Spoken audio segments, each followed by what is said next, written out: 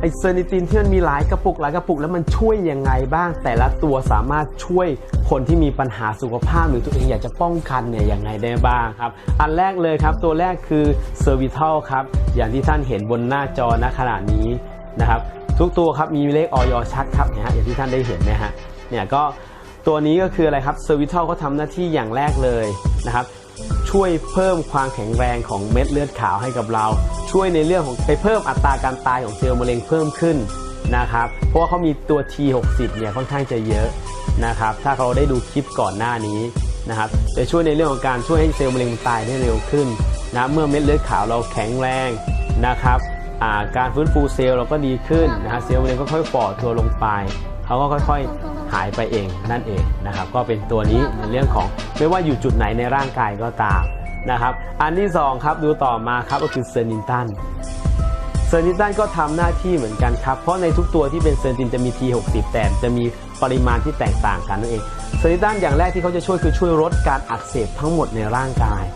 จุดไหนแล้วแต่ที่มีการอักเสบหรือการบกพร่องเขาจะไปฟื้นฟูซ่อมแซมครับอีกตัวหนึ่งไปช่วยในเรื่องของการเพิ่มความแข็งแรงเม็ดเลือดขาวใกล้เคียงกับเซอร์วิทัลเช่นกัน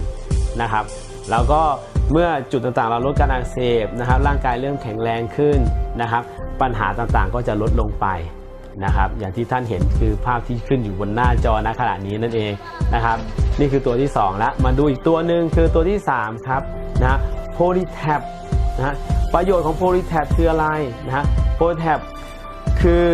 เซอร์นิตินเหมือนกันครับแต่ช่วยในเรื่องของถ้าเป็นโรคมะเร็งเขาจะช่วยในเรื่องของอะไรครับการเพิ่มออกซิเจนในเลือดนั่นเองซึ่งอย่างที่เรารู้ครับมะเร็งเขาแพ้ออกซิเจนตรงไหนที่ออกซิเจนเยอะมะเร็งเขาจะฝ่อตัวครับนะครับในส่วนตรงนี้แล้วก็อะไรครับนอกจากนี้เราได้ผลของแถมครับเขาจะไปฟื้นฟูในเรื่องของข้อเอ็นกระดูกสมองและก็สายตาให้กับเราไปด้วยในส่วนตรงนั้นซึ่งเป็นของแถมที่ได้ร่วมไปกับตรงนี้ด้วยนะครับอีกตัวหนึ่งก็คืออะไรครับเวนทักเนี่ยเป็นตัวที่ช่วยในเรื่องของระบบทางเดินอาหารทั้งหมดครับวันนี้ร่างกายเราระบบลำไส้นะฮะต่างๆดูดซึมสารอาหารไม่ดีพอเวลาร่างกายจะได้รับสารอาหารไปที่เพียงพอในการซ่อมแซมฟื้นฟูร่างกายเนี่ยมันทำได้ไม่เต็มประสิทธิภาพทำให้อาการเจ็บป่วยเราได้ฟื้นตัวได้ช้าลงตัวนี้จะช่วยในเรื่องของทำให้ลำไส้เราสะอาดขึ้นไปเติมจุลินทรีย์ในลำไส้นะช่วยระบบขับถ่ายนะครับรวมถึงช่วยในเรื่องการขับสารพิษออกจากร่างกายนั่นเองนะครับวันนี้ระบบลำไส้ดีมีจุลินทรีย์เข้าไปดีสังเกตว่าคนป่วยบางทีเป็นโรคร้ายแรงหรือโรคมะเร็งต่างๆอาจจะมีภาวะอาการท้องเสียได้ง่ายนะครับเนื่องจากจุลินทรีย์ที่เรามีอยู่ในลำไส้เราเนี่ยมันต่ำจุลินทรีย์ดีมันน้อยนะครับเพราะเราใช้เคมีในร่างกายที่ทานไปมันเยอะแล้วไปทำลายจุลินทรีย์เหล่านั้นนะครับทำให้เรามีภาวะปัญหาท้องเสียได้ง่ายตัวนี้ไปช่วยแก้ปัญหาตรงนั้นนะครับแล้วอีกตัวหนึ่งครับก็คือจะเป็นในเรื่องของวิสกัสนั่นเอง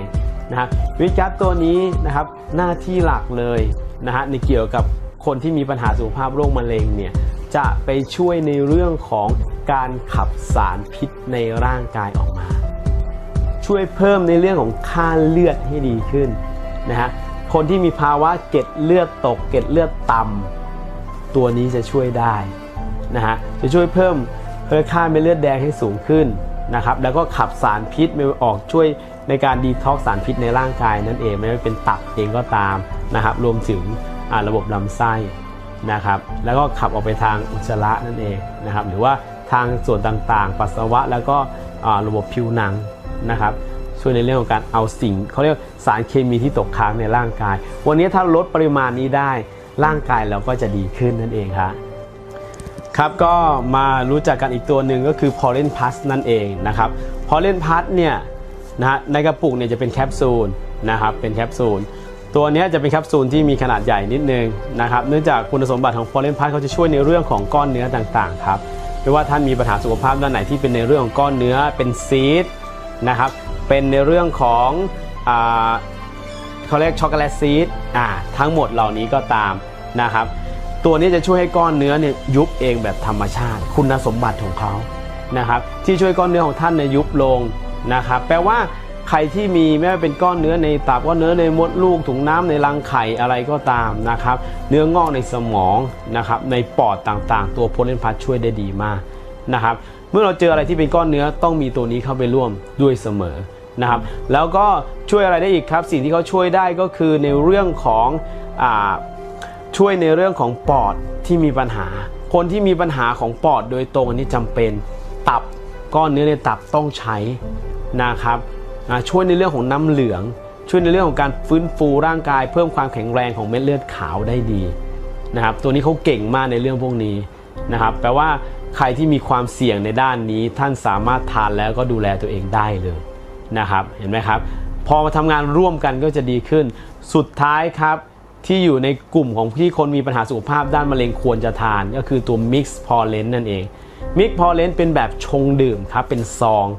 นะฮะเป็นซองแบบชงดื่มเวลาชงดื่มเนี่ยเราจะดื่มเนี่ยนะสามารถดื่มได้ตลอดเวลา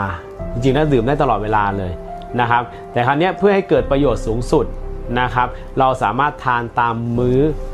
อาหารได้เลยก่อนอาหารนะครึ่งชั่วโมงทานร่วมกับเซอร์นิตินอื่นๆได้เลยนะครับตัวนี้จะช่วยให้ท่านลดภาวะในเรื่องของการอ่อนเพลียต่างๆได้ดีมากรู้สึกว่านอนหลับได้เต็มอิ่มตื่นมารู้สึกสดชื่นมีแรงมีการใช้ชีวิตเมื่อร่างกายแข็งแรงดีจิตใจมันก็ผ่องใสทำให้การดูแลอื่นๆดีเข้าไปด้วยแล้วก็ช่วยในเรื่องของมี T60 ที่เยอะกว่าตัวอื่นทุกๆตัวนี้จะช่วยให้การตายของเซลล์มะเร็งสูงขึ้นมากกว่าตัวอื่นเยอะมากไม่ว่าเป็นกลุ่มที่เป็นระยะกระจายแล้วก็ตามนะฮะระยะลุกลามนะฮะจำเป็นต้องใช้นะครับควรจะได้ใช้ตัวนี้ร่วมด้วยนะครับเพื่อประโยชน์สูงสุดในการดูแลในการฟื้นฟูนะครับทั้งหมดทั้งมวลนะครับก็ทุกเซอร์นิตินทั้งหมดทานก่อนอาหารครึ่งชั่วโมงนะครับในทุกมื้ออาหารนะครับอย่างน้อยให้ได้3 มื้อนะครับอย่างน้อยให้ได้3 มื้อก็จะเป็นประโยชน์กับตัวท่านเองนะครับวันนี้ก็อย่างที่บอกมันเป็นอีกช่องทางเลือกหนึ่งที่จะช่วยให้เรามีโอกาสที่จะแข็งแรงขึ้นมาได้เร็วขึ้นเราได้รับสารอาหารที่ครบตามแต่ละจุดต่างๆได้ดีขึ้นนะร่างกายเราดีขึ้นหน้าตาสดใสขึ้นเริ่มทานอาหารได้มากขึ้นนะฮะจะทำให้คือช่วยในเรื่องของทิศทางในทางบวกได้มากขึ้นนั่นเองหรือต่อให้ท่านจะใช้ช่วงระหว่างการในทางเลือกอื่นๆนะครับก็สามารถใช้ตัวนี้รวมขึ้นได้เพราะคืออาหารนั่นเองถ้าเราเข้าใจว่าเซอร์นิตินคือสารอาหารที่ร่างกายต้องกินก็คือสิ่งที่เราต้องกินในทุกๆวันนั่นแหละแต่พอเรากินในทุกๆวันเนี่ยเราบางทีถ้าคนได้ในเรื่องของการใช้เคมีบำบัดหรือฉายแสงมามันทานอาหารอะไรไม่ค่อยได้ตัวนี้ก็ไปเติมเต็มในเรื่องของอาหารสารอาหารนั่นเองที่ร่างกายต้องใช้ก็ทำให้การฟื้นฟูร่างกายก็ได้เร็วขึ้นดูดีขึ้นมีแรงขึ้นทานอาหารได้เยอะขึ้นนั่นเองนะครับเมื่อพอร่างกายแข็งแรงก็นั่นแหละครับอย่างที่บอกมันก็จะดีขึ้นไปซ่อมแซมเซลล์ก็ซ่อมแซมตัวเองได้ดีขึ้นนะครับแล้วก็คงเข้าใจว่าแต่ละตัวมันคืออะไรกันแล้วนะครับวันนี้เราสามารถเลือกและตัดสินใจนะครับวันนี้ถ้าอยากได้สุขภาพดีเร็วเพราะทานไปเลยครับไม่มีผลเสียนะครับมีแต่ประโยชน์กับตัวท่านเองนะครับหรือว่าคลิปนี้เป็นประโยชน์ก็สามารถแบ่งปันให้คนอื่นได้ในการที่จะเลือกใช้นะครับเซอร์นิตินในการเป็นทางเลือกหรือทางร่วมในการดูแลสุขภาพนั่นเองครับแล้วพบกันใหม่ครับสวัสดีครับ